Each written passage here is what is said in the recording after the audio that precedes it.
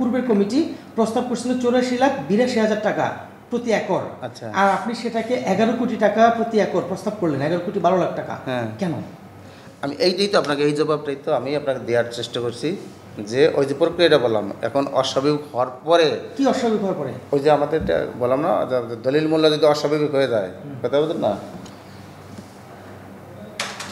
আচ্ছা, আমি তাহলে একটু আইনটা দেখি, আইনে যা বলা আছে আমি তাই করছি।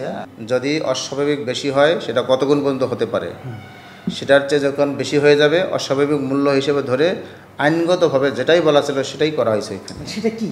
এখন সেইটা তো আমি আসলে এই নেটটা ঠিক আছে না এবং আইনটা কোথায় আছে, এটা আপনি আমার আইন আমার আমার আমার মাদারীপুরে গিয়ে, মাদারীপুর গিয়েছি না মাদারীপুরে গিয়ে আপনি ফাইল বের করেন, ফাইলের নোটে দেওয়া আছে সব, যে এই মূল্য বৃদ্ধি হয়েছে, বৃদ্ধি হওয়ার জন্য পরবর্তী কী পদক্ষেপ নেওয়া হবে। আপনার যে অর্ডার শিট আছে না, পরবর্তী পদক্ষেপ দরকার না, আপনি যে প্রস্তাব করলেন এই প্রস্তাবটা কি হিসাবে করলেন? এখন এই যে আমি শুনেন, এইটা আমি বলে রাখছি, এই যে পূর্বের বর্তমানে কি এইটাই আমি বুঝতেছি না। পূর্বের মানে হলো আপনার আগে একটা কমিটি গঠন করা হয়েছিল দাম নির্ধারণ করার জন্য। আমার আগে কোনো কমিটি হয়েছে, এটা সেকেন্ডারি কমিটি। না না, আমি বলতেছি আপনাকে, আমি এনশিওর করতেছি আপনাকে, হয় না।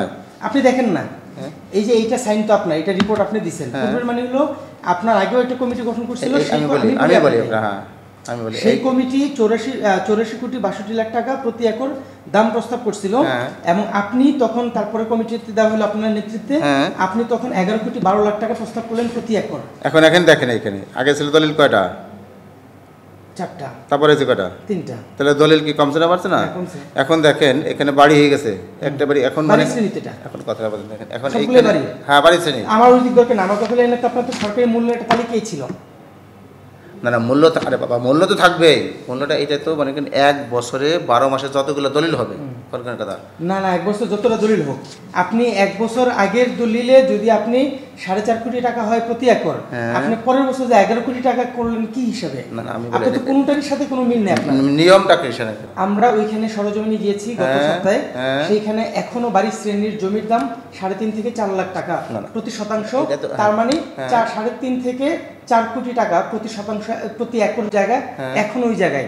অথচ আপনি 2020 সালে 22 সালে 21 সালে আপনি সেই জমি 11 কোটি টাকা কি হিসাবে প্রস্তাব করলেন? এটা তো আমি প্রস্তাব করার কে? আপনি করছেন তো? না এটা তো আপনি তদন্ত কমিটি বানিয়ে দিয়েছে, কমিটির প্রধান আপনি। না কমিটি প্রধান আমি তো আমি তো এখানে তো এই সদস্যের একজন। আমি এই সদস্যদের একজন মানে কি সবার উপরে আপনি না নিচে আপনি, এটা বলেন? না উপরে আমি, তার মানে সবার এখন এইখানে যে এই দলিলগুলো তো সাব রেজিস্ট্রি করে, মূল্য তালিকা কার কাছে থাকে? সাব রেজিস্ট্রি অফিসের কাছে থাকে।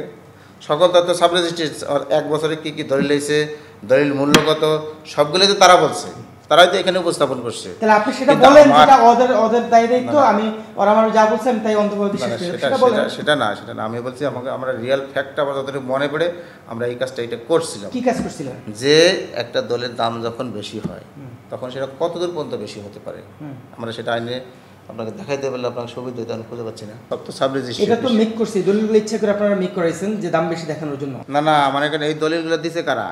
Sub registry office. আমরা তো এখানে সাব রেজিস্ট্রি অফিসে আপনি দিলে আর ধরে ফেলবেন আপনি, তাহলে আপনি কেন বিশেষ করেন? না আমি বিশেষ করে হয়েছি কারণ হলো যে আমার ওইটা জানার দরকার। কোনটা? যে একটা জমির দাম কত গুণ বাড়তে পারে। তো জানি না আপনি কি করছেন, আপনি 3 গুণ কিভাবে ধরলেন?